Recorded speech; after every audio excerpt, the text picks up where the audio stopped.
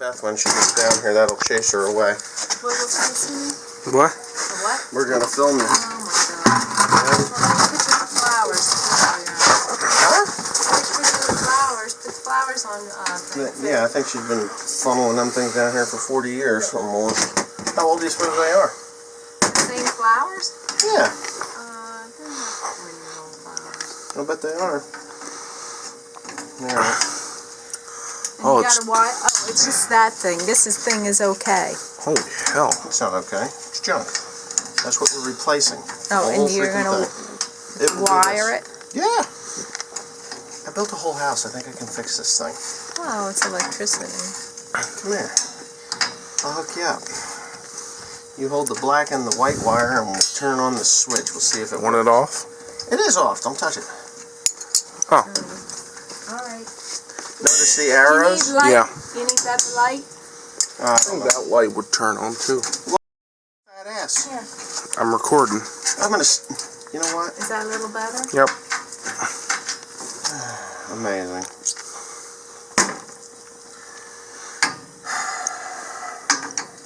So we're gonna have water squirting out all over here, so hopefully we have water squirting out all over. It's not a pressurized thing, but B and G. This thing, when was this put in? Well, we were at the cemetery, and Bill said something about that the heater was not working, and you were going to fix it. Yeah. And I think it was Gina said, "Is that going to be on the computer?" Who would have said that? Gina.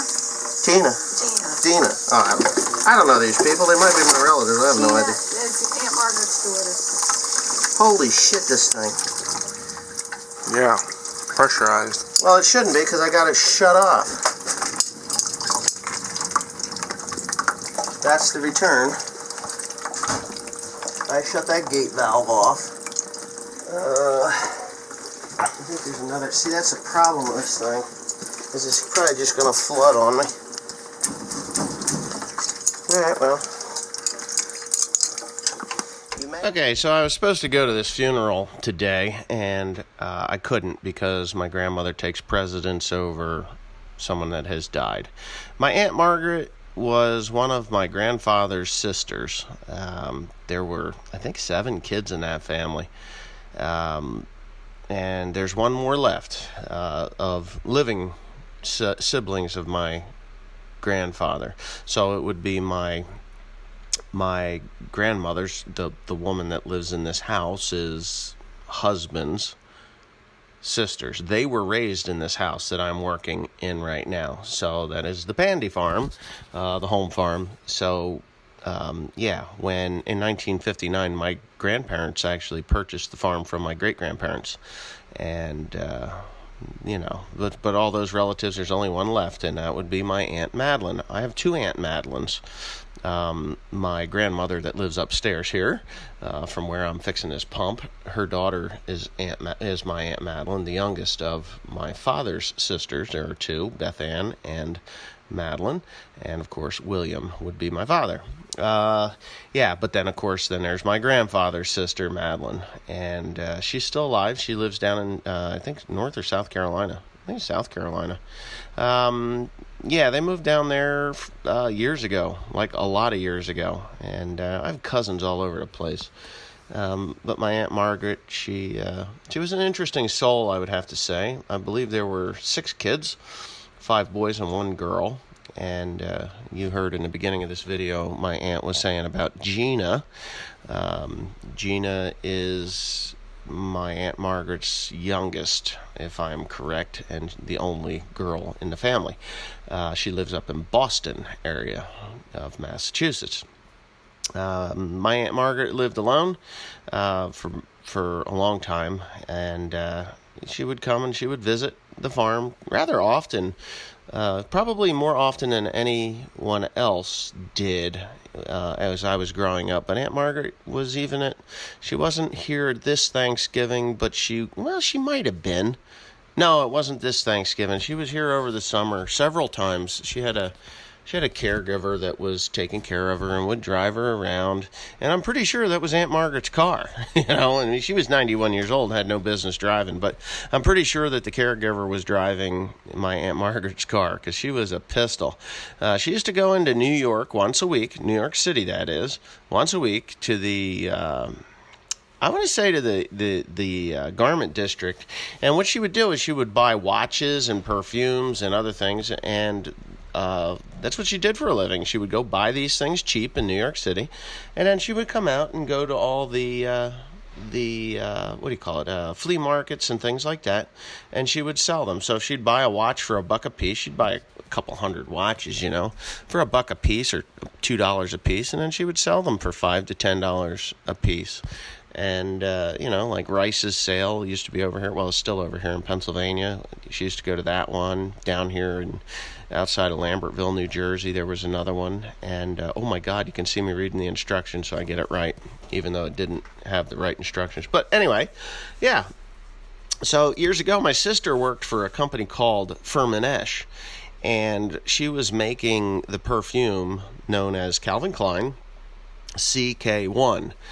And she was in quality control. It had to meet the color standard, and it would have to meet a volatility standard. So if it was too volatile, too much alcohol or whatever, or the color of it was off, it would get rejected. And she would actually get this stuff, the stuff that was given to her in the laboratory. She would bring it in, and then my Aunt Margaret would repackage it same as CK1, and it actually was CK1, and she was selling that bootlegging it at the flea markets. So, and I do believe there's still some of it down in the basement of this house that I'm working in, because my Aunt Margaret brought it back, and after CK1 was no longer popular, and of course instead of my grandmother throwing it away, she put it down in the basement like a pack rat. But, yeah, we used to use that to chase deer off of the neighboring properties the night before hunting season. So, anyways, this is the end. I got it fixed, and there you go. Okay, so, anyway, yeah, we're good. It seems to be working.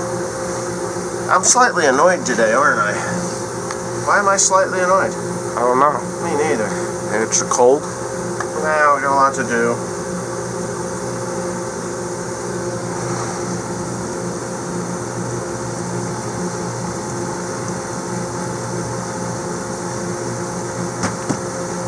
Yep, it's working. Good. Okay, so here's a little backstory after the video. This morning on my way back from the mushroom barn, I got a phone call from my dad stating that my grandmother doesn't have heat and there's a circulating pump that's making an awful lot of noise. So I came down, and obviously the last one of these pumps from the original pumps is shot. They were all the red BG ones. And yeah, so that's heat. It's working. There's air in it. It's going to have to purge out. But anyways, the last one of the pumps finally shit the bed, and it was time to replace it. I could have got the parts to fix the BG pump, but it was more money than what the replacement pump was. My grandmother will be 93 years old in a couple, 3 weeks. Well, exactly 3 weeks from now. So she'll be 93, and she can't handle cold weather. It is now, 11 degrees outside? Mm-hmm. It's pretty cold. So it's very important that the heater works for my grandmother. So they called around to different places to get it fixed, and before I got home, and to no avail, everybody else is having problems with their boilers and heaters and circulators and stuff. So when I got home, I diagnosed the problem, sent Timothy down to get the repair part, new pump, which is a Taco, or Taco as the dude wants to sell it, as a Taco, but I'd say a Taco because it's spelled that way. And it's actually an American-made thing. Designed and assembled in the United States. Well, that doesn't mean it's made here. Where's it made? Yeah, this is probably one of those Chinese pumps. But anyway, with that being said, it's fixed. My grandmother has heat now, and life is good. So, thanks for watching. We'll get on to something else.